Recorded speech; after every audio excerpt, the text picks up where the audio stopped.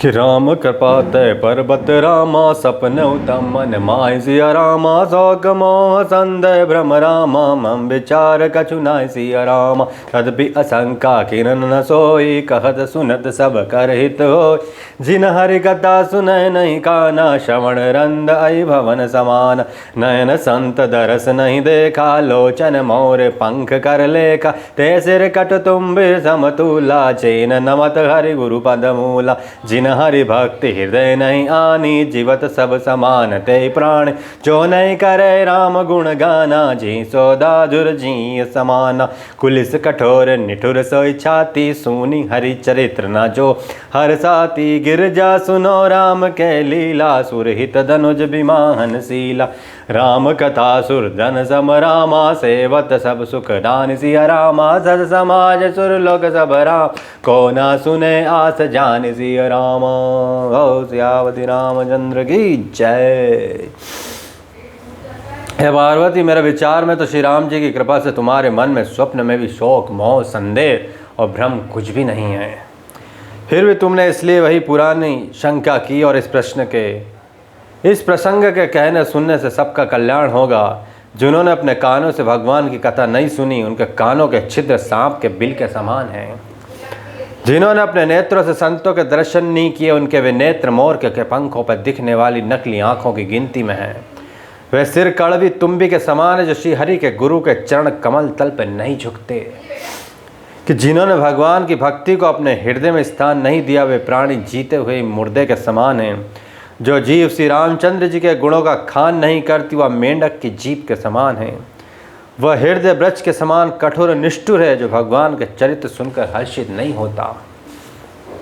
है पार्वती, श्री रामचंद्र जी की लीला सुनो, ये देवताओं का कल्याण करने वाली और दैत्यों को विशेष रूप से मोहित करने वाली है।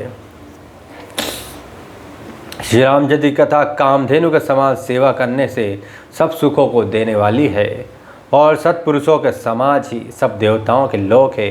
ऐसा जानकर इसे कौन नहीं सुनेगा। राम कथा सुंदर कर तारी संस बिहग उड़ावन हारी राम कथा कल बिटप कुठार सादर सुनो गिरिराज कुमारी राम नाम गुण चरित्र सुहावा जन्म करम अगणित श्रुति गावा जथा अनंत राम भगवाना तथा कथा कीरत गुण गाना तदपि जथा श्रुति जस रति मोरी कह देख प्रीत अति तोरी उमा प्रश्न तव सहज सुहाई सुगद संपद मोहि भाई एक बात नहीं मोह सुहानी जतपि मोह बस कहो भवानी तुम जो कहा राम को आना जय श्रुत गाव धरे मुनि ध्यान कह सुनी अस अधम न रामा नस ग्रह मोह पिशाच सिया रामा पाषंडे हरि पद विमुख न रामा जाने झूठ न साच सिया रामा। किसी रामचंद्र की कथा हाथ के सुंदर ताली है जो संदेह रूपी पक्षियों को उड़ा देती है। फिर राम कथा कलयुग रूपी वृक्ष को काटने के लिए कुलाड़ी है। गिरिराज कुमारी, तुम इसे आदरपूर्वक सुनो। वेदों ने श्री रामचंद्र जी के सुंदर नाम गुण चरित्र जन्म और कर्म सभी अनगिनत कहे हैं।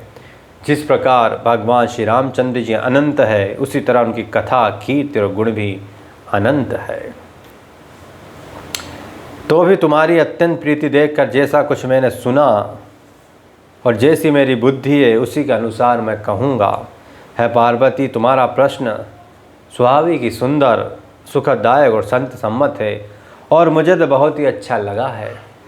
परंतु है पार्वती, एक बात मुझे अच्छी नहीं लगी। यद्यपि यह तुमने मोह के वश होकर ही कही।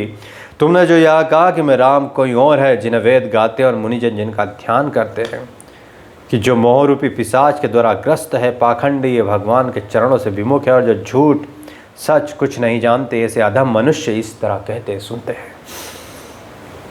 ये अज्ञ अकोवित अंध अभिभागी काई विषय मुकर मन लागे लंपट कपटी कुटिल विषय सी सपने संत सभा नहीं देखी कहत वेद असम्मत बानी जिनके सूझ लाभ नहीं हानि मुकुर मलिन अनुर नयन विहीना राम रूप देखे कमि दीना जिनके अगुण सगुण विवेका जल पहि कल्प तरि वचन अनेका हरि माया बस जगत भ्रमाहि तिन कहत कछु अगट धन नाही कि बातुल भूत विबस बत बारे ते नहीं बोले बचन विचार जिन कृत मोह पद पाना तिन कर कह करे नहीं काना हस निज हृदय विचारी तजु संशय भजु राम पद सुनु गिरिराज कुमारी भ्रमत बर विकर विचन मम सियावति रामचंद्र की जय।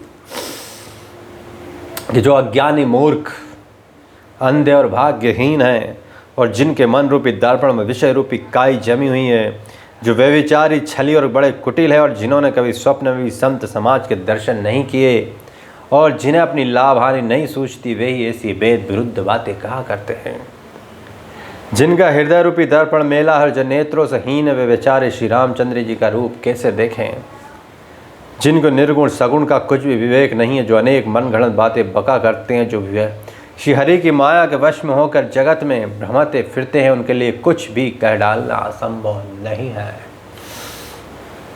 जिन्हें वायु का रोग सन्निपात उन्माद आदि हो गया हो, जो भूत के वश हो गए और जो नशे में चूर है, ऐसे लोग विचार कर वचन नहीं बोलते। जिन्होंने महामोह रूपी मदिरा पी रखी है, जिनके कहने पर कान न देना चाहिए। अपने हृदय में ऐसा विचार का संदेह छोड़ दो और रामचंद्र जी के चरणों को भजो।